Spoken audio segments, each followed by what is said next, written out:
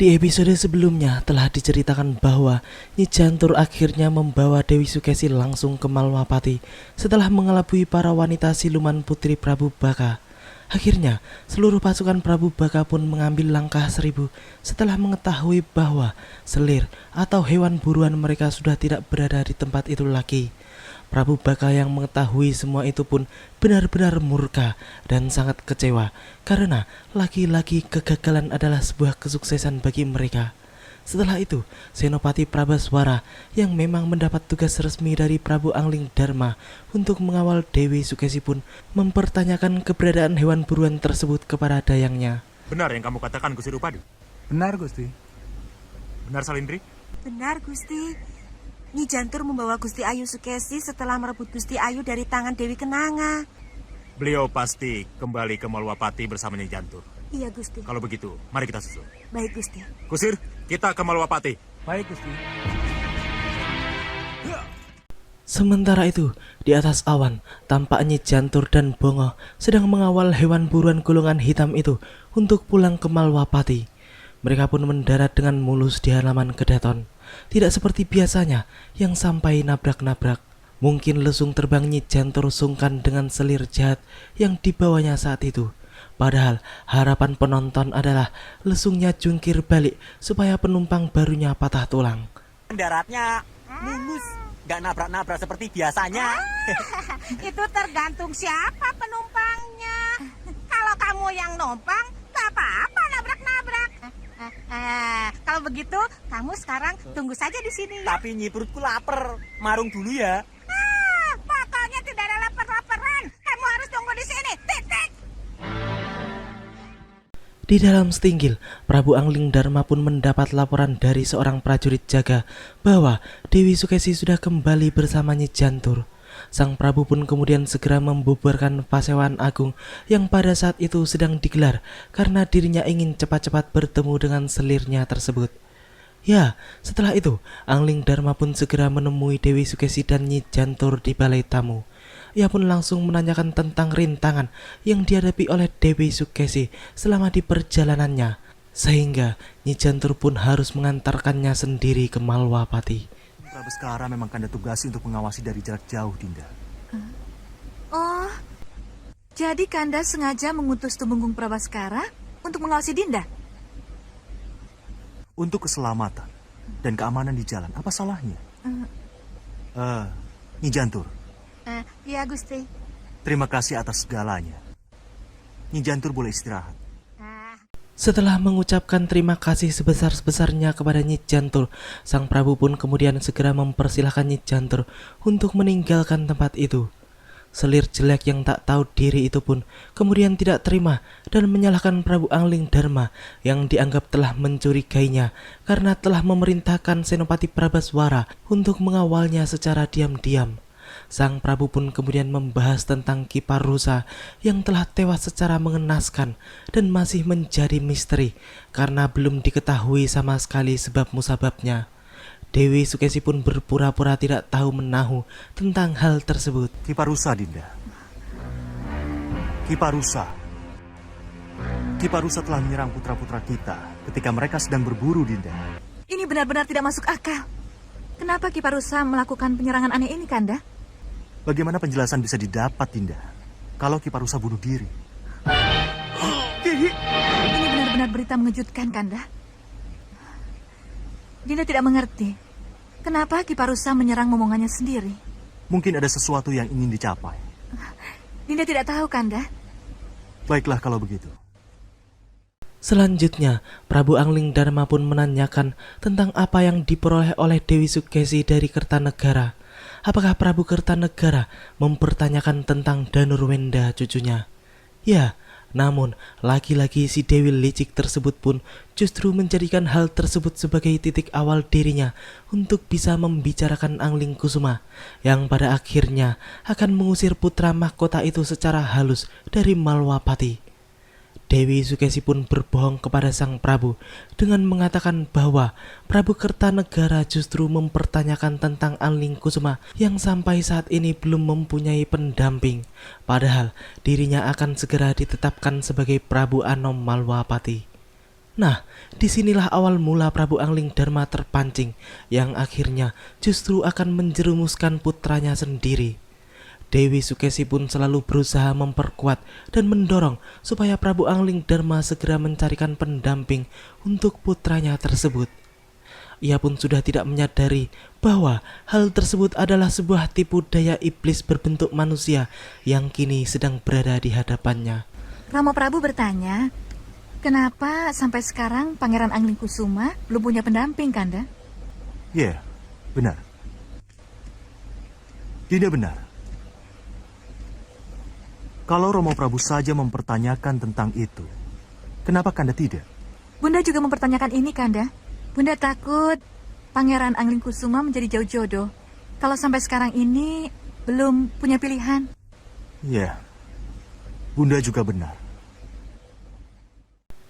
Singkat cerita, setelah itu Prabu Angling Darma pun menyampaikan pesan palsu dari Prabu Kertanegara tersebut kepada Dewi Sekarwangi, yang akhirnya menyetujuinya karena ia merasa hal itu akan membuat putranya semakin kuat kedudukannya untuk menggantikan posisi Raja Malwapati. Selanjutnya, Angling Darma maupun Dewi Sekarwangi selalu membujuk Angling Kusuma supaya mau menuruti keinginan mereka yang akan mencarikannya jodoh. Namun, Angling Kusuma pun selalu menolak karena ia merasa masih perlu banyak menimba ilmu, baik itu ilmu kanuragan ataupun ilmu ketatanegaraan, sebelum dirinya diangkat menjadi Prabu Anom Malwapati. Putra mahkota yang luar biasa baik itu pun tidak habis pikir mengapa ayah dan bundanya tiba-tiba memaksanya untuk hal yang tidak diinginkannya. Padahal selama ini dirinya selalu didukung oleh kedua orang tuanya selama yang dilakukannya itu adalah hal kebaikan, apalagi berhubungan dengan kenegaraan. Intinya adalah satu, apabila sesuatu dilakukan dengan paksaan dan tekanan, maka pasti tidak akan menjadi baik di kemudian hari. Dan itulah yang sedang dirasakan oleh Angling Kusuma di saat itu. Begini Kanjeng Romo, hamba ibundamu atau Romo sendiri akan mencarikan calon. Kalau Nanda merasa kesulitan. Ini berlebihan, Romo. Sebenarnya Kanjeng Ibu dan Romo tidak perlu repot-repot mencarikan Nanda pendamping. Nanda pasti menemukannya kalau sudah saatnya. Tapi, mohon maafkan Nanda, Romo. Saat ini Nanda belum menginginkannya. Nanda belum siap, Romo. Dengarkan anakku. Nanda belum siap untuk memilih pendamping. Sekali lagi, Romo. Nanda mohon waktu. Hari demi hari, Angling Kusuma pun menjadi bertambah tertekan atas tuntutan yang membuatnya tak habis pikir itu. Dan yang selalu menjadi pertanyaannya adalah, mengapa Romo dan bundanya selalu memaksanya, padahal sebagai raja yang bijaksana, seharusnya ayahandanya itu jauh dari hal-hal yang bersifat egois atau memaksakan kehendak seperti itu. Malam itu, Angling Darma pun benar-benar marah karena Angling Kusuma menolak semua yang diinginkannya.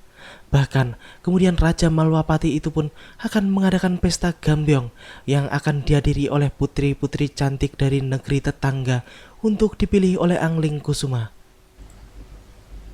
Bukankah sebelum ini, Romo telah memberikan Nanda kelonggaran untuk melupakan dulu calon pendamping waktu di peranginan tadi siang, Romo? Kenapa bisa begini, Romo? Keputusan sudah dibuat, putraku. Romo harap Nanda bisa mengerti kenapa Romo berubah pikiran. Nanda boleh bicara begitu, tapi pesta gambyong akan tetap berlangsung. Dan ingat, jangan buat malu Romo. Kalau Nanda tidak bisa hadir dalam pesta itu, ini akan berat akibatnya. Renungkan Angling Kusuma. Danurwenda pun sebenarnya tidak setuju dengan keputusan Prabu Angling Darma tersebut, karena ia sendiri sudah pernah merasakan bagaimana ketika itu ia dipaksa oleh ibundanya untuk menghadiri acara pesta gambyong di hari ulang tahunnya. Yang jelas membuatnya tidak senang karena dirinya belum menginginkan jodoh ataupun pasangan hidup. Dan kali ini hal tersebut justru menimpa kakak tirinya, Angling Kusuma, yang juga memiliki pandangan dan perasaan yang sama dengan dirinya. Bahwa Ramanda Prabu akan tetap mengundang para putri negara tetangga untuk Kanda pilih sebagai pendamping. Iya, Kanda. Kalau itu yang terjadi, berarti hanya ada dua pilihan yang harus Kanda lakukan. Terpaksa memilih salah satu dari para putri untuk Kanda jadikan calon permaisuri. Atau lebih baik Kanda tinggalkan Malwapati. Dinda juga punya pendirian yang sama. Jadi cobalah mencari jalan keluarnya, Kanda. Ya, itulah yang Kanda harapkan. Malam itu, akhirnya pesta Gambyong pun dilaksanakan. Para tamu undangan pun berdatangan, tak terkecuali Raja Kertanegara dan juga Bojanegara, yang memang keduanya adalah mertua Prabu Angling Darma sendiri. Perlu diketahui bahwa sebenarnya Prabu Kertanegara sejak mendapat undangan dari Angling Darma pun sudah menaruh curiga bahwa Dewi Sukesi anaknya ikut andil dalam perjodohan Raden Angling Kusuma yang akan dilaksanakan pada malam itu. Sebab ia pun tahu bahwa putrinya habis berkunjung ke rumah Nyi Rampak. Para hadirin dan tamu undangan pun dipersilahkan duduk dan para putri pun telah siap di tempatnya masing-masing.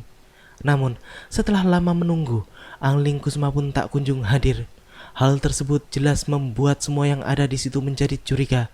Dan akhirnya Danurwenda serta Ramajagandhi pun datang guna memberitahukan kepada Angling Darma bahwa Angling Kusuma telah kabur dari Malwapati.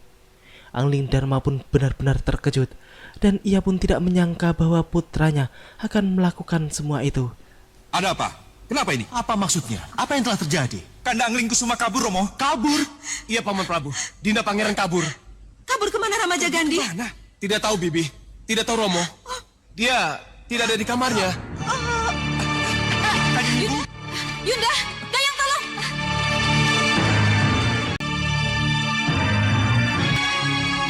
Danurwenda, Ramajagandhi, ikut ke ruang sebelah.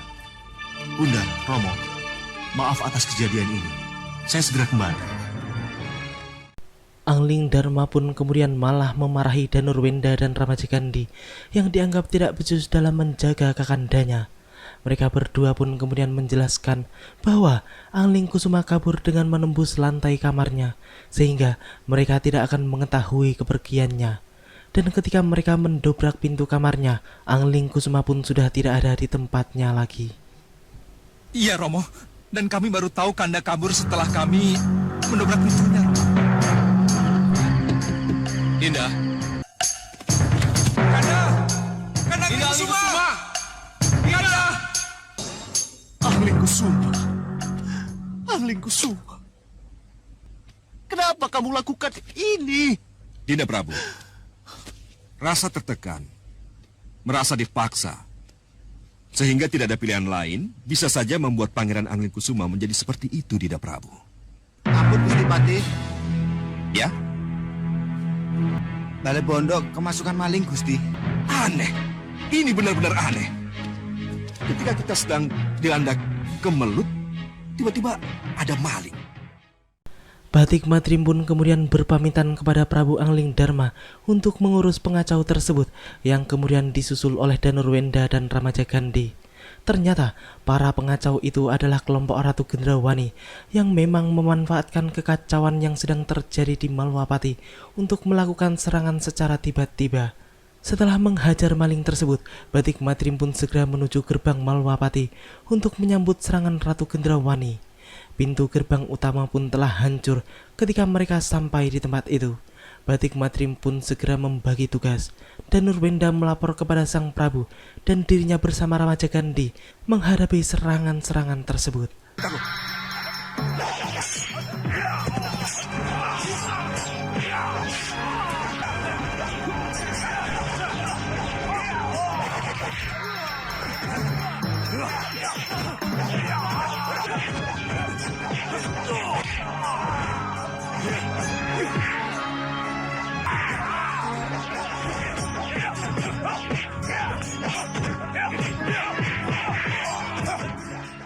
Prabu Angling Darma beserta para tamu pun keluar semuanya dari kedaton.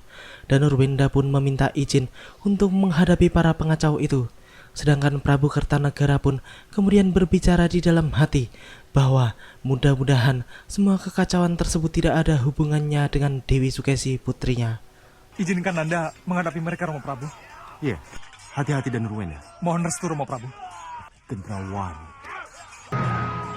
Mudah-mudahan perampokan dan penyerangan aneh ini tidak ada hubungannya dengan Dewi Sukesi. Pada saat itu, Danurwenda pun terlihat sedang bertarung melawan para senopati Gendrawani. Sedangkan Gendrawani sendiri pun kemudian memerintahkan meriam penyedot kebanggaannya untuk menyedot Danurwenda. Dan hasilnya pun luar biasa. Danurwenda yang sedang bertarung sengit pun tiba-tiba melayang dan tersedot masuk ke dalam meriam sakti tersebut. Angling Dharma dan yang lainnya pun menjadi sangat terkejut melihat semua kejadian itu. Gendrawani pun kemudian menantang sang Prabu yang akan dihadapinya dengan meriam saktinya itu. Namun akhirnya meriam sakti tersebut pun hancur berantakan setelah terkena panah Pasopati milik Prabu Angling Dharma.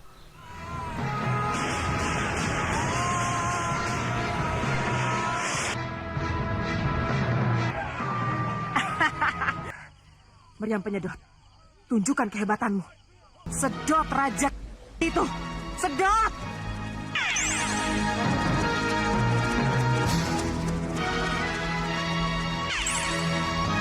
Tunjukkan kehebatanmu, cepat!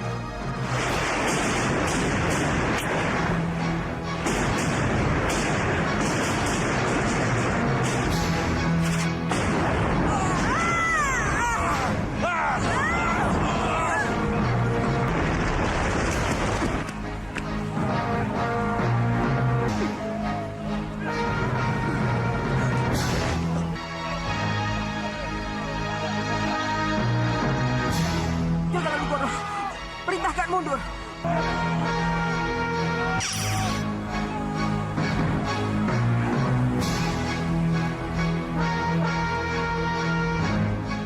Terima kasih Romo Prabu. Demikianlah akhir dari episode ini. Nantikan kelanjutan kisahnya di episode yang akan datang. Terima kasih bagi teman-teman semua yang udah mau nonton. Jangan lupa subscribe dan share, dan juga nyalain notifnya. Wassalamualaikum warahmatullahi wabarakatuh, dan salam anak 90-an. Mohon maafkan kami Gusti Prabu. Iya. Kami tidak bisa menemukan jejak Pangeran Angelingkusuma, Gusti.